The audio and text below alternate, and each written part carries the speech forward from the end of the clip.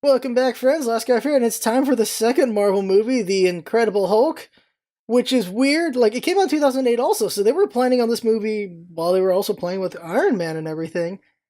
And I totally forgot this movie's canon, or part of the MCU, because, of course I did. And the reason why it counts is because, well, Tony Stark's in it. And it's sort of setting up more of the MCU, but it's weird because it's kind of a sequel to the Ang Lee Hulk, which is non-canon. So there's that, and also because none of the characters in here are in the next one except for the General. That's it. I'm pretty sure it's the same guy because Edward Norton's the Hulk and Bruce Banner, but he's not that anymore after this movie, and we haven't seen Betty Ross in ever, who's Liv Tyler. So I don't know.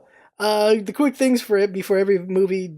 Did I like it then? I think I did. I think the action was good. Everything else, I'm not sure anymore. I probably liked Edward Norton because it's Edward Norton, fan of him. But besides that, remember that much more. I do remember there's Tony Stark. He shows him like, okay, he's there. Okay. Will I like it now? Maybe. Maybe. I don't see why I wouldn't like it. Low expectations leads to usually being blown away. Um, One thing though, the CGI. I'm pretty sure the CG is not going to be great. Like, I'm pretty sure. But maybe they did a better job on this one after Iron Man. I'm not sure. Stanley cameo. I remember this one. Stanley's early on in it, and he's the one who gets sick and causes people to figure out where Bruce Banner is, because Bruce Banner accidentally got his blood in one of the drinks, and Stanley just happens to be the one who drinks it. This is weird. And just the quick synopsis for this movie is just a calm man has an episode. I think that's the best way to sum up this movie. And it was just interesting how they were planning, like, they made hints that he was going to maybe be a big threat later on, and things changed with Mark Ruffalo and everything. But I think that's everything, and yeah, watch along and watch this movie too and see what you think, and it'd be fun to just talk about it. So, here we go.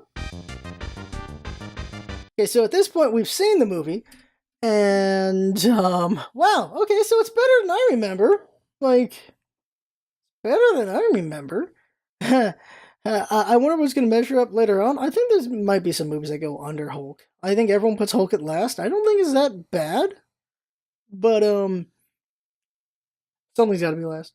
The weird thing is just Edward Norton and Liv Tyler. They're really great actors. They act very well in this movie. I think it's just a lot of things around the movie that don't make it as good. I think because like it's man's in Brazil. Man makes his way back to America, tries to find the cure. He reconnects with Betty Ross, and then he's trying to get cured, and then he's kind of cured for a minute. Not really. It's they find a way to suppress his episodes, I guess. And then during all that, the bad guys are making the abomination, and then the mastermind gets made. I think probably a lot of the criticism is just the things that get left behind after this. Like the abomination, we don't. There's not much mention of this movie in later movies as well. Like because Mark Ruffalo becomes the new Bruce Banner and everything, and we don't see Betty Ross. There's not a lot of just threads from this movie that go forward at all. Except for one thing is, oh my god, the Thor Ragnarok joke is in this. Jinx knew this. I, I. So, if you okay. So in Thor Ragnarok, Mark Ruffalo, Bruce Banner, he jumps out of the plane, right? He's like, oh, it's time to transform, and he just crashes into the bridge. And like, oh, that's bad. And then he becomes Hulk. This happens in this movie too. I did not remember this. Okay, here's all I remember to this movie: the Stan Lee cameo. You won't like me when I'm hungry, and that there's a big fight at the end. That's all I remembered about this movie, pretty much. Oh, also Hulk kicking the guy. Like that's it. That is all I remembered. 4 random things, and yeah, didn't remember that joke, which is like the only joke in the whole damn movie besides "You won't like me when I'm hungry," which is not a very good joke, but. There's not a lot of jokes in this, actually, when you think about it. It doesn't have that Marvel humor. Like, it's not there yet. Like, there's just some humor going on, but not a lot. Iron Man definitely had more humor in it.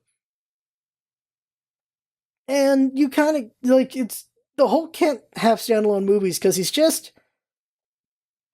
the Hulk, like, I don't know, like, The final fight was cool. It was cool seeing the Abomination and Hulk duking it out. That was pretty good. The CG at times wasn't so great. It's when it's them fighting, it definitely looked like video game cutscenes. The thing is, when it's just them, it's fine for the most part. When you see a human with the Hulk or a human with the Abomination, it looks not as good. It looks way worse, unfortunately. And it's just the CG of the time. This is 10-year-old CG at this point.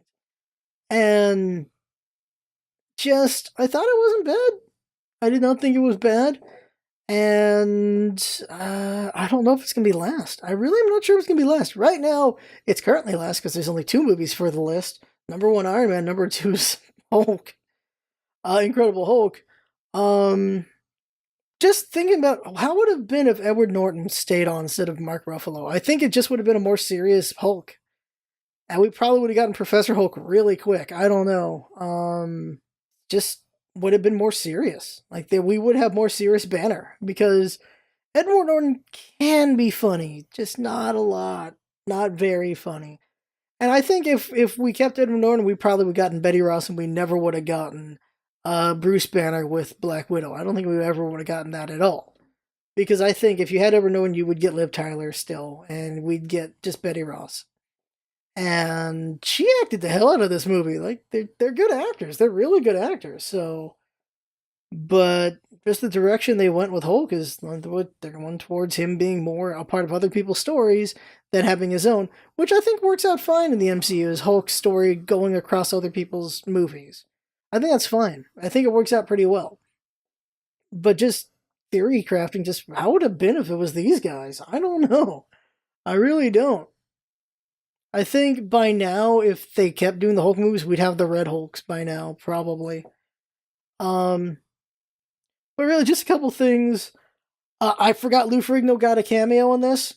I totally forgot he was in it, and he's a big dude. He's a big dude. I've seen him at Comic-Con a few times. He's a big guy, so it was interesting to see him. Also, oh my god, they played the Hulk TV theme in this movie, and it's not even at the appropriate scene, I feel. There's a perfect scene for it, and they played it earlier, which it still works, but it could have been even better at this other point. And also, correct me if I'm wrong, we have Hulk in the rain in a cave with Betty Ross in both of these movies, in both this and the Ann Lee one. Pretty sure. Or it was like a cabin. There was something, because I know there's the Gamma Dogs. Oh, the one last thing is, what I like about this Hulk is he uses tools. Like, the Hulk uses gauntlets more than once. Like, he just grabs some things and he uses them to fight. Which is one thing we don't see with Hulk later on. In Avengers 2, he's just punching.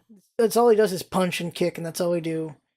So it's cool to see him actually try to use things as weapons instead of just punching. That's pretty cool to me. Well, you can't really count Ragnarok because then he's a gladiator at that point. I think that's everything, really, just random things. Also, just, oh yeah, the starting scene that sets everything up, where it's vaguely a sequel to Ang Lee's, and then Mark Ruffalo's Hulk now was like a vaguely sequel to this Hulk, kind of. Like, he's supposed to be the same Hulk, but he also isn't the same Hulk, so he's like, Hulk in Marvel movies is very weird. But it's just really weird how he's all working out. But it's interesting just seeing how they show kind of setting up everything and just, yeah, Hulk nearly killed Betty Ross. Hulk nearly killed General Ross. Like, okay, you get why he's so freaked out about the Hulk and why he wants to deal with the Hulk so much. But I'm also surprised, considering all the stuff that Bruce Banner himself knows, that Ross is able to run around being what he is. Because he kind of just screwed things up in this movie and in the origin of Hulk. Weird how much of a figure he is now in the MCU. Also, can Hulk just kill him already? Jesus Christ. Last thing. Hulk not killing the Abomination is ridiculous. Should have taken his head off. And it's covered in some random comics, because the Mastermind thread gets dropped as well. The Abomination is under arrest somewhere, and they just don't want to use him because he's the Abomination, he's too dangerous. And the Mastermind is somewhere. I can't remember if he's arrested or he's just lurking somewhere. And he just exists in the Marvel Universe. He's out there somewhere. He just hasn't been used for anything. But that's everything. The next movie is it's Iron Man. It's Iron Man 2. Also, it took 2 years after. So we didn't. We're so used to having a Marvel movie every year, or 2 Marvel movies a year. Iron Man 2 is the next one. And I know a lot of people hate Iron Man 2, and I don't remember much of it. So I wonder if Iron Man 2 is going to be under Hulk or not. Then it's Thor. And then it's Captain America.